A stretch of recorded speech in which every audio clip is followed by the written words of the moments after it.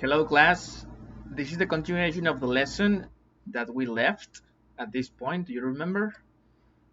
We talked about the concept of function and we said all of these things basically. Let's go over these things once again, please. What is a function?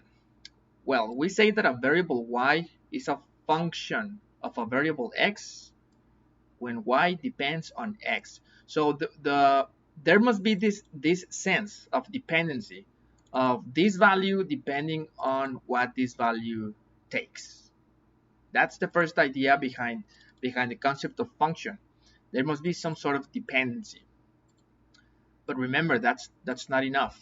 Not only that, we also need that for every value of x, there corresponds one and only one value of y.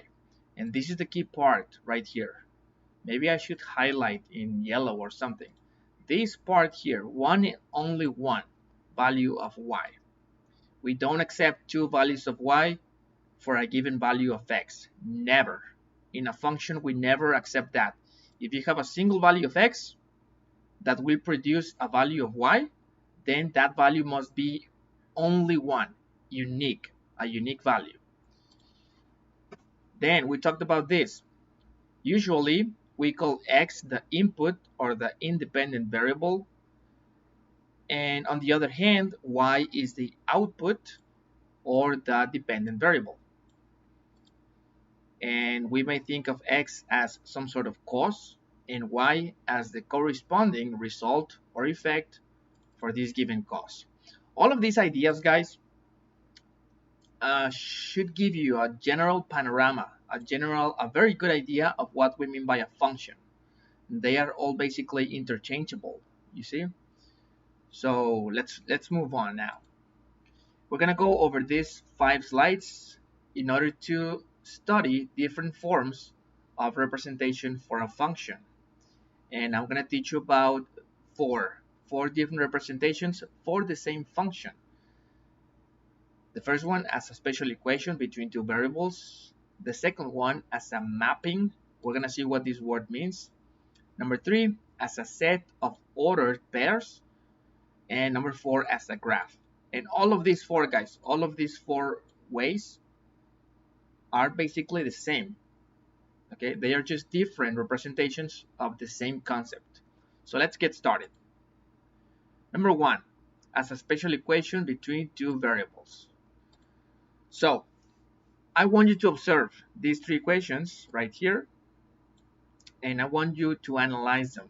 We have 3 equations, and for these 3 equations, guys, I want you to consider x to be the independent or the input variable, and y to be the dependent or the output variable for all of these 3 equations.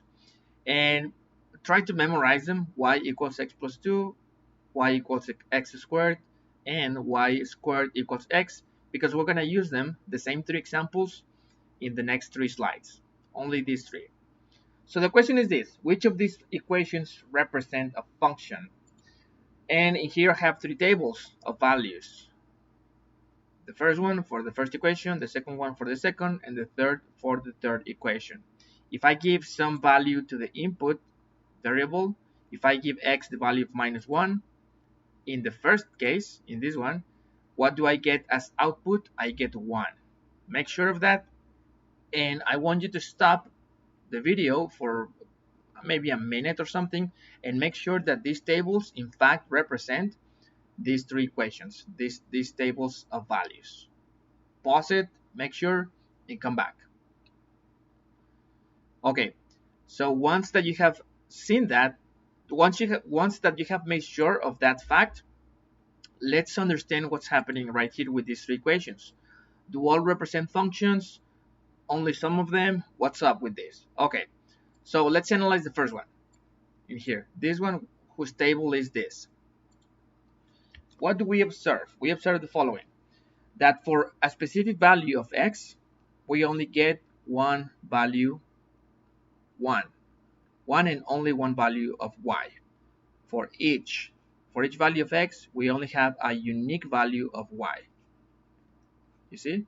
So that means the following: that means that this is a function. okay, because it agrees with all the concepts that we saw in the previous slide. Yes, in the previous in this one, in this slide in particular. Okay, there is a sense of dependency in the sense that the value of y depends on x, and for any given value of x, we only get one possible value for y. The same for the second one, for this equation, y equals x squared. For this particular value of x, we square it and we get the output, which is 1. It's the number 1, and it's just one output, only one output. And the same for the rest. You see, one value of x, only one value of y. A specific value of x, just one value for the output. Another specific value for the input, just one value as the output. That's it. Then we can agree that this equation also represents a function, and we say that y is a function of x. And the same in the previous one, y is a function of x. The problem arises with equations like this, like number 3, y squared equals x. First, you must have noticed something weird in here, this thing nd. What I mean by nd is not defined. Not defined. And what I mean by that is the following. If I give x the value of -1 in this particular equation, let me put it right here, y squared equals x, and let me assign the value of -1 to x, like so. What if I do this? Okay, then we can see that a problem arises. And what is the problem? The problem is that there is no corresponding value of y for this particular value of x, right? I cannot solve this equation. There is no value of y for which its square is going to give me -1. That's impossible. So this equation has no solution. And what we say is that for this value of x, there is no output. It's not defined. It's not defined. Okay. So in a way, you may say that this particular value for the input is forbidden. We cannot give it to this equation. Now, what about the other? If I give the value of 0 to the x, then I only get one possible value for the output. That's okay. So far it satisfies the requisite or the requirements for a function, but the problem starts with this value of the input and with this other value of the input. Why? Because for this particular value of x, of my input, I can have two possible values for the output, right? If I write this, y squared equals 1, if I assign the value of 1 to the x, then we know that y equals 1 is a solution to this equation, and also that y equals -1 is also another solution. So for the value of 1 in the input, we can get two possibilities for the output, this one and this one. And that's it. One failure is enough. One failure is enough to discard this as a function. This is not a function. This is not a function because of this reason. For one particular value of the input, we could get two possible values for the output. And the same if you give the value of 4 for the input, you're going to get 2, and you're going to get also -2. So this is not a function. So what do we get out of all of these things? Okay, a function can be represented by a special equation. Not all equations, as you can see here, not all equations between two variables represent functions. Not all equations, only some of them. Only those that satisfy the requirements for a function, as in with these two tables for these particular two equations. That is the first representation for a function.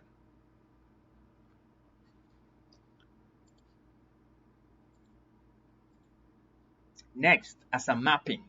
And remember, we're going to be using these three equations over and over in the next slides. So what is a mapping? A mapping is this, guys. In here, I have the first. Let me separate these things so that there is more clarity. Okay, this is the first case for my first equation. This is the second case. for my second equation. Can you see? And this is the third case. Okay, now let's play with these things. So what do we have here? In here, guys, what these zones or these regions represent, these figures, they represent sets of numbers. This is a set of numbers, this is a set of numbers, and the same for the other four. And as you can see in here, I'm just highlighting some numbers, the number -1 as a point, the number 0 as a point, the number 6 as a point, and the same for the rest.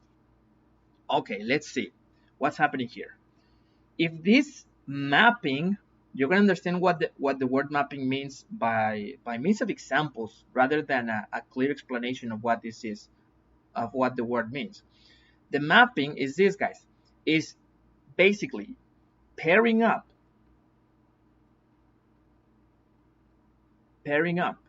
or matching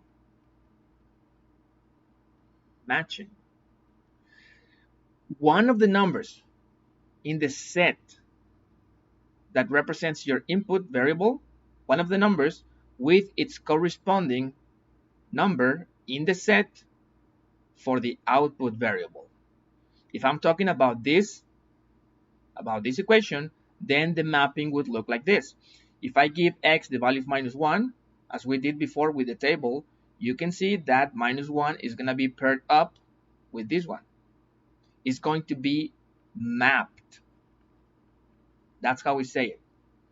The number -1 is going to be mapped onto the number 1. Onto or into. I repeat, the number -1 will be mapped into the number 1. Mapped by what? By this particular function. Okay? You will understand these ideas in due time. Very well, believe me. If at this point all of these weird words sound well, weird, don't worry, you will get used to them. Now let's look at the number 0. If I give 0 to this variable, my input variable, then 0 plus 2, that's going to be 2, and so the number 0 will be mapped into the number 2. The number 0 will be mapped through the function or by the function into the number 2. You can also see mapped as transformed by the function. The number -1 gets transformed into the number 1 by means of the function. The number 0 will be transformed into the number 2 by means of the function or through the function. And the same for the other. The number 1 will be mapped into 3 and the number 4 will be mapped into 6. That's how we understand these words: mapping, transforming, and the concept of function as some sort of rule that takes numbers in the input set to numbers in the output set.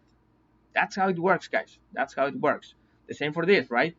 Now the second case is y equals x squared. Let's see how this works.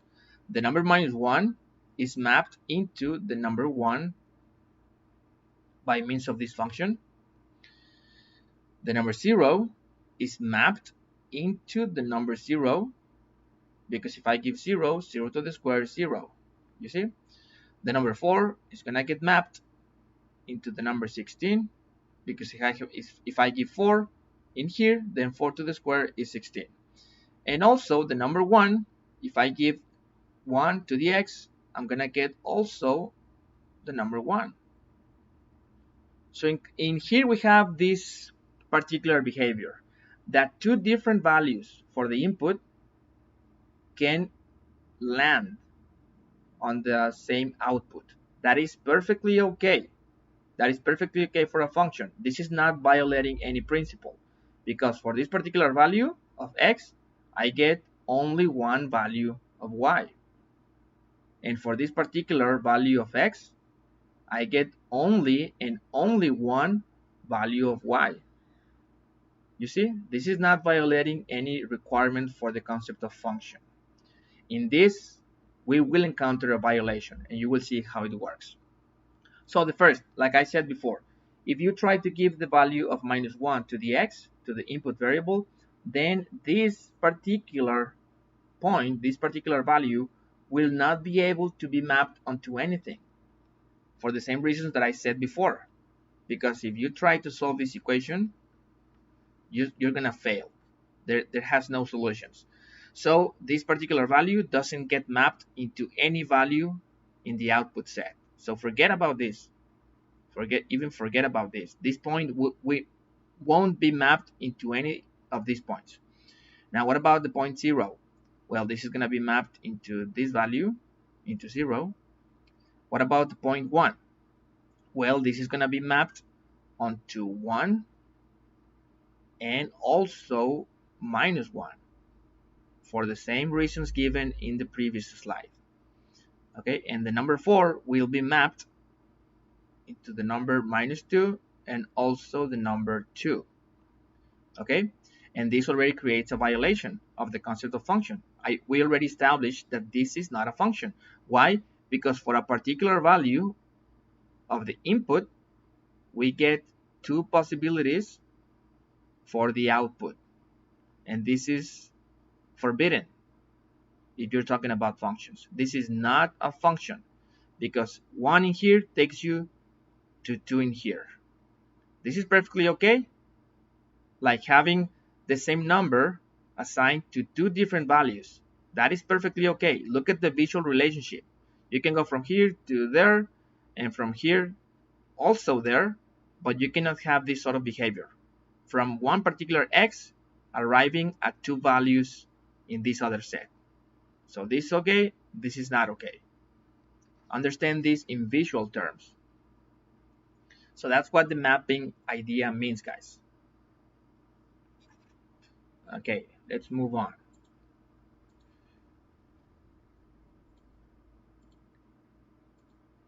Next idea, as a set of ordered pairs. Okay, so same equations, and let's read. These three equations can be represented by the corresponding sets of ordered pairs. By the following, I should have put by the following corresponding sets of ordered pairs. First of all, how do you say this in Spanish? You say conjunto de pares ordenados. Estos son conjuntos de pares ordenados. Conjuntos de pares ordenados. Whenever you see these two things in here, these braces, you're talking about a set, conjunto. Okay, for example, the set of the first 10 numbers, 1, 2, 3, etc., 10. In here, we have the other numbers. And so this is the set of the first 10 counting numbers, etc. Okay, I'm not gonna get into more detail in the about the idea of set. And these are sets of ordered pairs. What is an ordered pair? It's basically just a point in which you have one number and then another number. And the first number always represents the input and the second number always represents the output, or the independent variable and the dependent one. And basically, guys, this is just giving you the same information. Each of these sets is giving you the same information that the table in these slides gave you, but only in a representation of a set of ordered pairs. That's it. You know, for example, look at this one. Same equation, y equals x plus 2. What does this mean? What does this point mean?